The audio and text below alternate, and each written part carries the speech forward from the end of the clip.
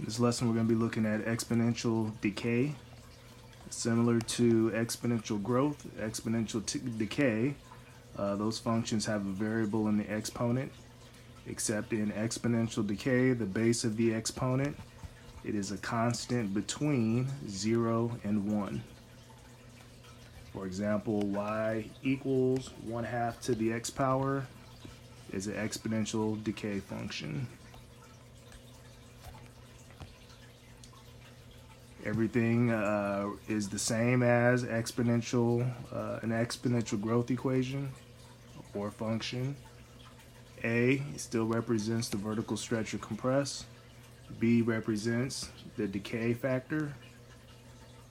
And H and K represent the translation left and right, up and down. So if we have the function y equals 1/2 to the x power, we plugged in -2 for x, y would be 4. If we plugged in 0 for x, we would get 1. And if we plugged in 1 for x, we would get 1/2.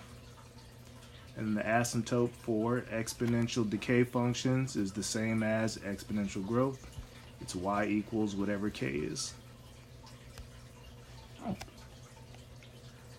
The asymptote is still the line that the curve approaches but never actually intersects. The domain for exponential decay functions is all real numbers. And the range, it is all the numbers that are greater than whatever k is. If there is a vertical reflection, meaning if a is negative, then the range is flip-flop. It goes from -infinity to whatever k is, not including the k. Alright, so for this example, we have y equals 5 times 1/2 to the x minus 1 power.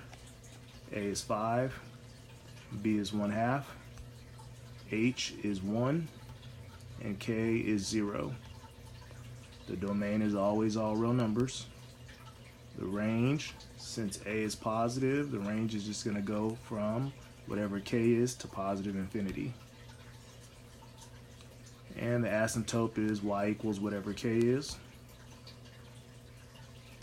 If we're given the x value of 0, when we plug that in, 0 minus 1 is -1. 1/2 to the -1 power is 2. 2 times 5 is 10. If we plugged in -1 for x, -1 minus 1 is -2.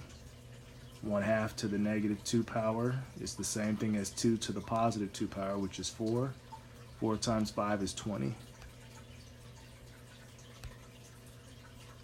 And for this example, A is 1/2, B is 1/6, H is -1, and K is -1. The domain is all real numbers. And the range is going to go from k to positive infinity since A is positive. There's no reflection. The asymptote is y equals whatever k is, so y equals -1. And then instead of finding coordinates on the graph, we're just going to describe how the graph is transformed. So the 1/2 is causing the graph to be vertically compressed since A is between 0 and 1. It's going to be vertically compressed by a factor of 1/2. And then the +1 in the exponent is going to translate the graph 1 unit to the left. The -1, the value of k, is going to translate the graph 1 unit down.